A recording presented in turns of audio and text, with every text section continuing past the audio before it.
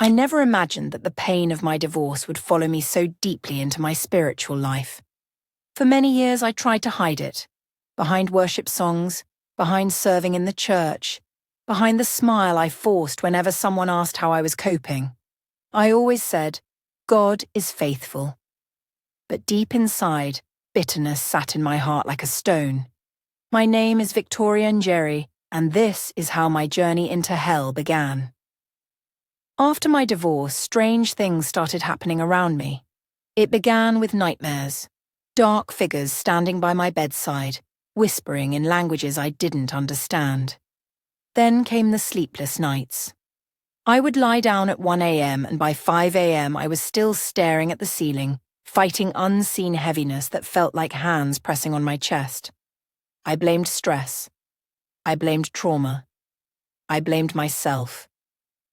But I never imagined it was something much older, something that had walked with me long before I was born. It was on a Wednesday evening, just after choir practice, when I felt something shift in my spirit.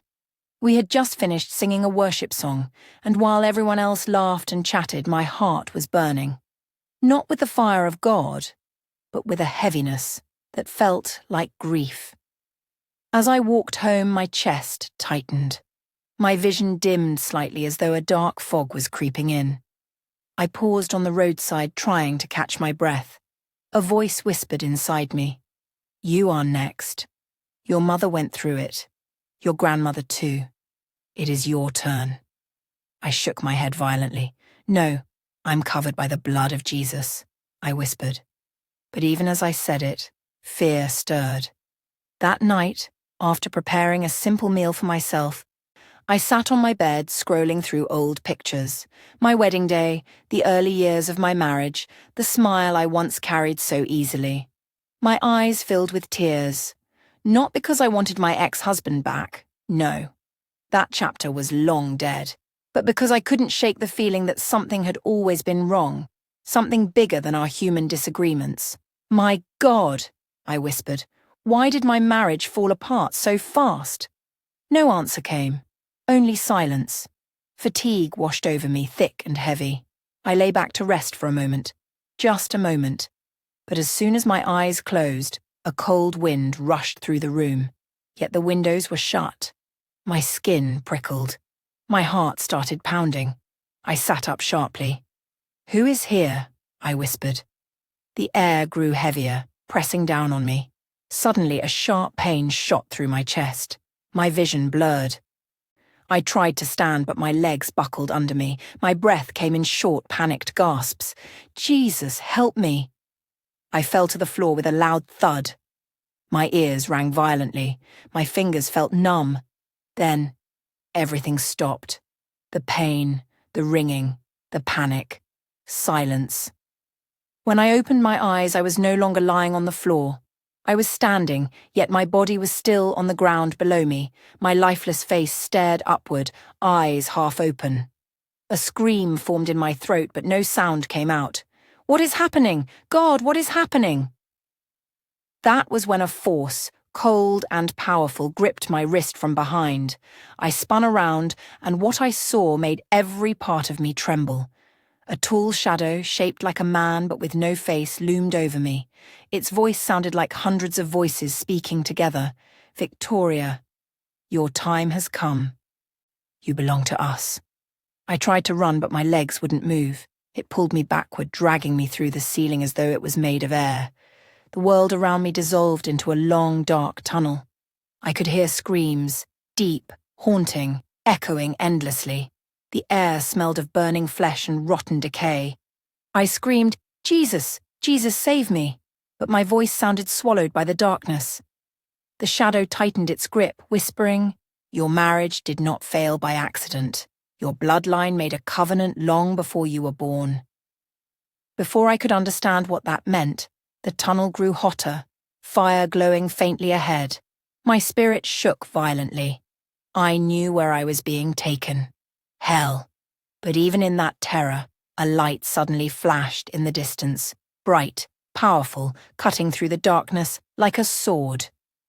The shadow shrieked and released me, and I felt myself falling, straight into a realm I never imagined I would see with my own eyes. I was falling through the darkness, but it wasn't like falling through air. It felt as though invisible hands were pulling me downward, dragging me from one realm into another. The cries grew louder as I descended. It was as if millions of voices were calling for mercy at the same time, yet none were heard. The heat hit me first. It wasn't the kind of heat you feel on a sunny day in Kenya. This one felt alive, like it had fingers. It wrapped around me, squeezing my skin, entering into my nostrils and burning all the way to my lungs.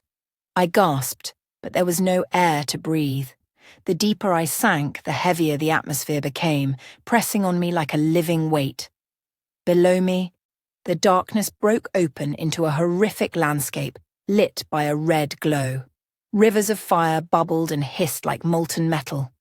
The ground was cracked and alive, shifting as if breathing. Screams rose and fell like waves, waves of torment. I landed on a rough, rocky surface that burned my feet instantly. When I lifted them, the rocks clung to my skin like hot tar. I screamed. I wasn't supposed to be here. I served God. I loved Jesus. I prayed. I fasted. I lived as best as I could. "Why am I here?" I cried out. A deep, mocking laughter echoed behind me. I turned slowly, trembling. A creature, huge, twisted, with a body like charred flesh and eyes burning like coals, stood watching me. Its voice was like broken glass scraping against metal. "Because your bloodline belongs to us. We have waited for you, Victoria." My heart froze. "What do you mean?" I whispered. It stepped closer, its heavy feet shaking the ground. "Did you think your divorce was ordinary?" It hissed. "Your mother suffered. Your grandmother suffered.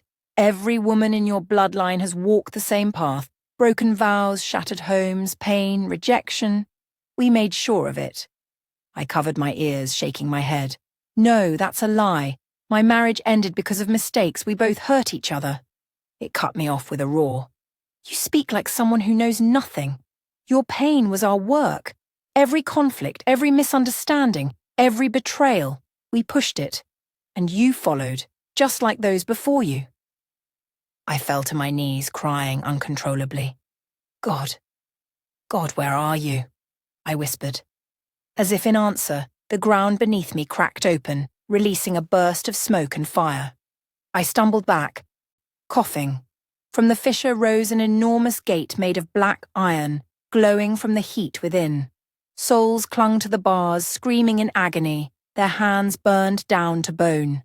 The demon pointed toward it. "This is where women from your bloodline are kept, the ones bound by the marital covenant your ancestors made with us. A covenant sealed in bitterness, suffering, and blood." My ears rang. My body shook uncontrollably. I stammered, But I'm saved. I belong to Jesus." At that moment, the gate shook violently. A blast of white light exploded behind me, throwing the demon backward with a furious scream. The ground trembled, the sky tore open, and a brilliant, pure light descended like a pillar. I shielded my eyes. Even the flames around me shrank back. When I dared to look, I saw him. Jesus. His robe was white, far whiter than anything on earth. His eyes were filled with a mixture of sorrow and authority. The light around him pushed back the darkness like a storm retreating from the sea. I fell flat on my face, shaking like a leaf. Lord Jesus, have mercy on me," I sobbed. He came closer, and when his feet touched the fiery ground, the flames died instantly around him. With a gentle voice, he said, "Victoria, stand." I struggled up, tears flowing uncontrollably. His presence felt like cool water on a burning wound. It calmed me, strengthened me, yet exposed everything hidden inside me. I whispered, "Lord, why am I here? I thought my divorce, my pain, I thought it was just life." Jesus looked at me with eyes full of deep compassion. "Your pain was real," he said softly, "but the roots were spiritual. You did not know the origin of your battles. You did not know the covenant your ancestors entered into. I swallowed hard. Covenant? I echoed. He nodded. A generational marital covenant, one that bound the women of your bloodline to cycles of broken marriages, repeated patterns, bitterness, and sorrow. I shook my head slowly, tears streaming. My grandmother, she was abandoned. My mother too, I whispered. Jesus continued. And now you carried the same burden. The enemy claimed a right. That is why you were brought here, to understand and to be delivered. I stared at him, stunned and trembling. But Lord, my marriage failed. Does that mean I'm condemned? Jesus knelt slightly so his eyes were level with mine. His voice was gentle yet powerful. Your divorce does not condemn you. But the bitterness that followed opened a doorway, and the curse attached itself to your pain. My breath caught in my throat. Lord, what will happen to me? A firmness entered his voice. Come, I will show you where the covenant began. He stretched out his hand. I hesitated for a moment, then placed my shaking hand in his. Instantly the fire around us parted like curtains, revealing a path that descended even deeper. And Jesus began to lead me into the part of hell where the root of the generational curse waited to be exposed. Jesus held my hand as we walked deeper into the fiery landscape. Every step we took seemed to silence the screams around us. Demons hid in cracks and shadows, snarling but unable to come near. It wasn't because of me. It was because of him. His presence was a command they could not resist. As we moved forward, I noticed shapes, souls chained to pillars, souls crawling on broken ground, souls crying out names of people they once loved. The deeper we went, the more the flames dimmed, replaced by a heavy darkness that felt ancient, older than any story ever told. I whispered, trembling, Lord, where are we going? Jesus answered with a firmness that carried both justice and sorrow. To the foundation of your battle, to the altar your ancestors raised. A sudden wind, cold and sharp, swept past us. In the distance I saw a structure forming, rising like something alive. It looked like a broken shrine carved out of black stone, covered with symbols I had never seen before, old tribal marks glowing red like embers. Skulls were embedded in the walls. Thick chains dangled from wooden beams, each link pulsing as if carrying a heartbeat. I stepped closer and froze as I realized something terrifying. The women chained to the altar looked familiar. One had my mother's eyes, another had my grandmother's posture, another looked like an older version of me. My voice cracked. Lord, who are they? Jesus replied, his voice echoing across the darkness. These are the souls bound by the marital covenant your ancestors made with a demonic spirit of destruction, a curse passed down through the women of your lineage. My knees weakened. Lord, what covenant? My family never spoke of this. Jesus lifted his hand, and instantly a bright screen, like a window into time, opened in the air before me. The scene was old, ancient. Trees, huts, firelight, tribal clothing. I saw a woman, strong, desperate, crying. It was my great-great-grandmother. She was kneeling before a witch doctor. My breath caught. The witch doctor drew strange symbols on her arms, chanting as he mixed herbs and animal blood.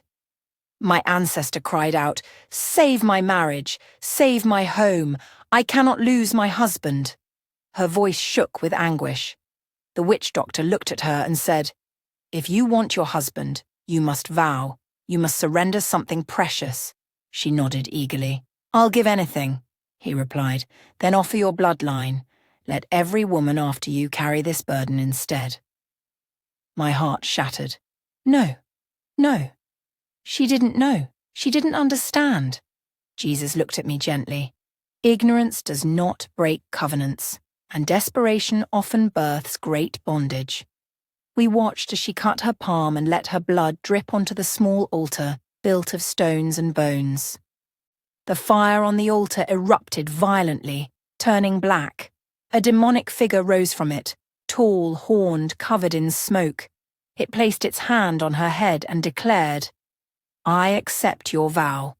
From you to your daughters, and your daughters' daughters, these marriages shall never stand. They shall know rejection, sorrow, and abandonment, unless the covenant is broken by the one with power above all powers." Jesus closed his hand, and the vision vanished. I fell to the ground, weeping so hard I could barely breathe. So all this time, the pain in our family, the betrayal, the constant heartbreak, it wasn't just human failure. Jesus answered softly, "It was a covenant, an agreement your bloodline never renounced, and the enemy used it to destroy each generation." I sobbed, "Lord, why didn't we know? Why didn't anyone see it?" Jesus knelt beside me and touched my shoulder. "Because curses hide in patterns, and pain blinds the heart. But I have brought you here to reveal the root, so you may be free, and free your children after you." Before I could respond, a deep rumble shook the ground. The ancient altar began to glow, and the chains on the women rattled violently. From behind the altar, a demon taller than any I had seen emerged, horns twisted, body covered in ashes and scars, eyes like burning oil. It pointed at me with a long, bony finger. "You do not belong here, daughter of light. The covenant binds you. Your marriage fell because we fed it. We whispered bitterness into your home. We fed your fears. We stirred rejection. We destroyed your peace. And now you dare come to break what we own?" I felt fear rise like cold water in my chest. "Lord, I can't face that thing. I can't." Jesus stepped in front of me. His voice shook the entire realm. "Enough!" The demon staggered backwards, screaming. "You have tormented this bloodline for generations. Today, your right ends." The ground split open. Chains snapped on their own. The altar began to crack. The air filled with furious roars from the kingdom of darkness. Jesus turned to me. "Victoria, what was hidden has now been revealed. But before the covenant is broken, you must see the full consequences. You must understand the weight of what bound you." He extended his hand again. "Come, there is more to see." With trembling legs I stood. The next revelation awaited. Jesus led me away from the ancient altar, and as we walked, the atmosphere around us changed. The flames grew taller and darker, moving like living creatures. The screams grew sharper, filled with regret and torment. It was as though hell itself knew what was coming next, and it wasn't pleased. We entered an area that looked like a vast canyon. The ground was cracked into deep trenches filled with liquid fire. Human figures, men and women, were trapped in these trenches, their bodies contorted by pain, their mouths open in silent screams. The smell of burning flesh was overwhelming. I covered my mouth, trembling. "Lord, where are we?" Jesus looked ahead with sorrow in his eyes. "This is the place where those who destroyed their homes through bitterness, anger, and unforgiveness cry out. But for you, I bring understanding, not condemnation." I swallowed hard as we walked forward. I could feel hostile eyes watching me from every crack in the canyon walls. Shadows hissed my name, whispering accusations. "You failed. You were not enough. Your marriage died because of you. You were easy to provoke." I pressed my hands against my ears, shaking my head. "No, no, stop." Jesus touched my shoulder, and immediately the voices faded like dust blown away by the wind. He said softly, "The enemy has accused you for years, but today, truth speaks louder." Suddenly, a bright screen appeared before us. Another vision. This time, I saw my own marriage unfolding from a spiritual perspective. I wasn't prepared for what I saw. I watched myself and my ex-husband in our small living room arguing. But behind us, in the unseen realm, demonic figures hovered around, whispering words into our ears. To him they whispered, "She thinks you're useless. She doesn't respect you. Walk out. Leave. Don't apologize." To me they whispered, "He doesn't love you." You're alone. Say something hurtful. Don't let him win. Every harsh word we spoke, I saw the demons celebrating. Every tear I cried, the spirits fed on it. Every moment we withdrew from each other, chains tightened around us, chains I never even knew existed. I broke down in tears. Lord, I didn't know. I thought it was just life. I thought he didn't care. Jesus looked at me with so much compassion, it melted the shame in my heart. Your marriage was attacked. The covenant empowered the enemy to weaken every attempt at peace, and the bitterness that followed opened even more doors. He lifted his hand, and the vision shifted. Now I saw my mother, young, beautiful, broken, crying alone at night. Then my grandmother, packing her bags after a violent argument. Then 2 of my aunts, both divorced before age 30. It was the same pattern, the same pain, the same cycle. I covered my face, sobbing deeply. Lord, this curse destroyed all of us, every generation, every woman. Jesus nodded. And its goal was to destroy you as well. The covenant demanded your tears, your pain, and your isolation. Hell celebrated every moment you felt unworthy, rejected, and forgotten. Then he added with a voice that shook the darkness, "But I have come to stop what has continued for too long." Suddenly, from the ground beside us, a pit opened violently. Fire roared out, and a massive demonic spirit rose from it, its body shaped like a serpent with a woman's face twisted in torment. Chains wrapped around its torso like armor. It pointed at me and hissed, "She is ours. She carries the mark. Her marriage ended because of me. Her bitterness gave me strength." Jesus stepped forward, shielding me with his light. "Silence!" The demon shrieked and fell backward, trembling. Jesus turned to me and said, "Victoria, you needed to see how far this curse reached. You needed to understand how the enemy used your wounds, your confusion, and your brokenness. But take heart. Understanding is the doorway to freedom."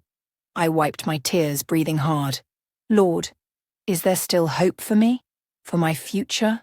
For my children? His eyes softened with a love I cannot describe. There is not only hope, there is destiny. But before I release you, the covenant must be broken, and that will happen now. My heart pounded.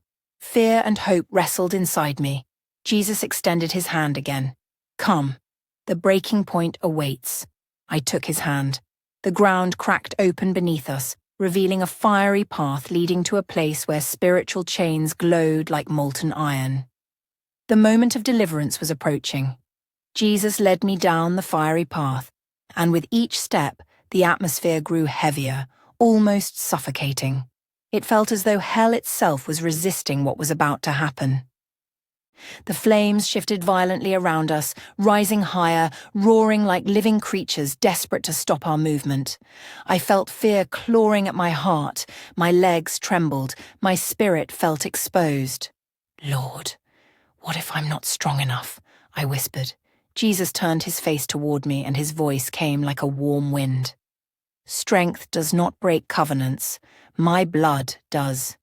Instantly peace washed over me like water poured on a burning wound. We reached a wide plateau made of black stone.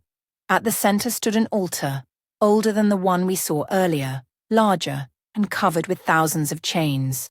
They slithered and rattled like living serpents. Each chain had names engraved on it, names of women. I stepped closer and froze when I saw some of the names. My mother, my grandmother, 2 of my aunts, a cousin who divorced last year. And then, I saw my own name carved painfully across one of the thickest chains. "Jesus," I whispered, my voice cracking. "Why is my name here? I never agreed to this." Jesus touched the chain with the tip of his finger, and it reacted instantly, recoiling like a burned snake. He answered gently, "Your ancestor tied all the women of your lineage into this vow. You were born into its influence, but today you will be the one who ends what she began." As he spoke, the ground around the altar shook violently. From the shadows, demons of different shapes appeared, circling the plateau like vultures guarding their prey. Their eyes glowed with hatred. Some crawled on all fours, their spines arched. Others stood tall and thin like silhouettes made of smoke. Others flapped torn wings aggressively as if ready to attack. One of them screamed at Jesus, "You can't touch what belongs to us." Jesus raised his hand. "She belongs to me." The entire realm trembled at his voice. The demons shrieked and backed away, but I could feel their hatred burning into my skin. The largest demon, the one from earlier with a twisted feminine serpent form, rose behind the altar. Its voice thundered, "She carries bitterness. She carries unforgiveness. She carries wounds. These are our claims over her." I felt exposed and ashamed. "Lord," I whispered, "it's true, I was angry. I blamed my ex-husband. I held pain in my heart." Jesus placed his hand on my back. His touch made strength rise within me. "Confess it," he said softly, "not to condemn you, but to break the legal right." Tears streamed down my cheeks. "Lord, I forgive him," I cried. "I release him. I release every pain, every betrayal, every disappointment. I forgive my father. I forgive my mother. I release myself. I release everyone who contributed to this curse." The moment those words left my lips, a loud boom echoed across the entire realm. The chains on the altar rattled violently as if reacting to the confession. Jesus lifted his eyes to the heavens. "It is time." He stretched out his hand, and suddenly his robe changed, glowing brighter than sunlight. A wound appeared on his palm, shining like molten gold. Blood flowed from his hand, but it wasn't like earthly blood. It gleamed like liquid light. He extended his hand over the altar. The demons screamed in terror. "No, not the blood!" But it was too late. A drop fell onto the altar. The moment it touched the stone, the entire structure exploded with a sound like thunder breaking the sky. The chains snapped one after another. Snap! Snap! Snap! Snap! Each broken chain released a burst of blinding light that shot upward like fireworks. My mother's name disappeared from the list. My grandmother's name vanished. My auntie's names melted away like wax in fire. And then, it came to mine. I watched the chain with my name rattle violently as if resisting. The demonic serpent screamed, "She is bound to us. Her marriage failed. Her heartbreak is ours. She belongs here." Jesus stepped forward and placed his blood-covered hand directly onto the chain bearing my name. There was a flash so bright I fell backward. A sound like 1,000 swords breaking filled the realm. The entire chain shattered into dust. My name vanished. The demon let out a scream so loud it shook the entire canyon, cracking the rocks. It threw itself backward into the fire pit, defeated and writhing in agony. I felt something lift off my body, like a heavy cloak being torn away violently. I could breathe again. My mind became clear. My spirit felt light for the first time in years. I fell to my knees, sobbing uncontrollably, not out of fear this time, but out of overwhelming relief. "Lord," I cried, "I feel free, for the first time, free." Jesus smiled and his eyes glowed with tender love. "The covenant is broken. You will not walk in the patterns of your ancestors. Your future is no longer tied to their battles. You are redeemed." I placed my hands on my chest. I could feel it. Something had truly changed. Jesus reached out his hand. "But there is one more place you must go before you return. Your testimony must carry understanding and warning." I stood slowly, wiping my tears. "Where, Lord?"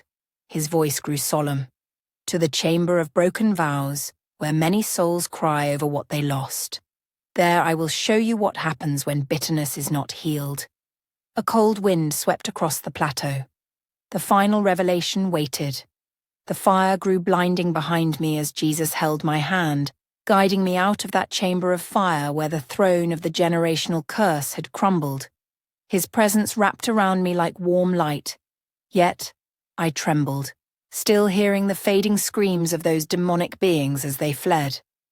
We stepped back into the long corridor of hell, and for the first time since my journey began, I felt no heaviness, no chains pulling at my spirit. Something deep inside me had shifted. The weight I had carried for years, pain, bitterness, shame, silent anger, was simply gone. Jesus turned to me, his eyes full of compassion. "Victoria, you are healed," he said. "But listen, this is not only about you. I am raising you to help deliver many who are bound by the same chains." I nodded through tears. "Lord, I am willing, but I am afraid." He touched my forehead gently. "Fear is broken. The covenant is broken. The curse is broken. What destroyed the women before you will never touch your life again." As he spoke, I felt something peel off my spirit, layers of grief I didn't even know were attached to me. It was as though my soul was being washed with living water. Jesus continued walking, and I followed closely. We passed chambers where souls cried, and Jesus only said, "Go back and warn them. Tell my people that bloodlines can speak unless they are silenced by my blood." Then he stopped before a massive gate, dark, ancient, engraved with fiery symbols. "This is the last gate," he said. Beyond it I could hear the faint sounds of worship, distant, like echoes from a far land. My heart leaped. "Lord, am I going home?" He smiled. "Yes, Victoria, but listen carefully before you return." He placed his hand on my shoulder, and his voice grew solemn. "Do not return to Egypt. Your marriage ended because the altar behind it was rotten. I did not send you back because I am calling you into a new beginning. Do not look backward. I have healed your heart for what lies ahead, not for what is behind." A warm breeze passed over me, so strange in such a terrible place. I felt my chest lighten. For years I had secretly wondered if God wanted reconciliation, if I had failed him by letting the marriage collapse. But now, hearing Jesus say it himself, I felt free, completely free. "Your future is blessed," he continued, "but guard your heart, walk in obedience, break the silence in your family, and lead them into deliverance." I wiped my tears and whispered, "Lord, I will." Jesus looked upward and stretched his hand. A blinding light tore the sky open above us. The entire region of hell shook violently. The demons screamed in terror, retreating as the light grew brighter. My spirit felt as though it was being pulled upward, gently at first, then quickly, like a wind lifting me. "Lord, don't leave me," I cried. But he said, "I am always with you." Then everything vanished. With a painful gasp, I jolted back into my body. My chest burned, my fingers twitched, my lungs felt like they were breathing air for the first time. I was lying on the same floor of my room where I had collapsed, but there were people around me, neighbors shouting my name, someone praying loudly, another fanning me. "Victoria! She's back! She's breathing!" I tried to speak, but only tears came out, because at that moment, I remembered everything. Hell, the altar, the curse, Jesus breaking it, his instructions. I must have been unconscious for a long time because there were paramedics at the door. They lifted me gently, but inside I felt stronger than I had felt in years. By the time I reached the hospital, peace flooded me. Not just peace, clarity. The chain of divorce, broken. The spiritual covenant, destroyed. The bitterness, washed away. The fear, gone. My destiny, restored. When I finally went home, I fell on my knees and worshipped. Thank you, Jesus, for saving me from what I didn't even know was chasing me. That night, as I prayed, I felt his whisper, testify, break the silence, set others free. And that is why I am sharing this testimony, not to glorify pain, but to glorify the one who breaks ancient chains. My name is Victoria Njeri, from Kenya, and Jesus broke my generational curse in hell.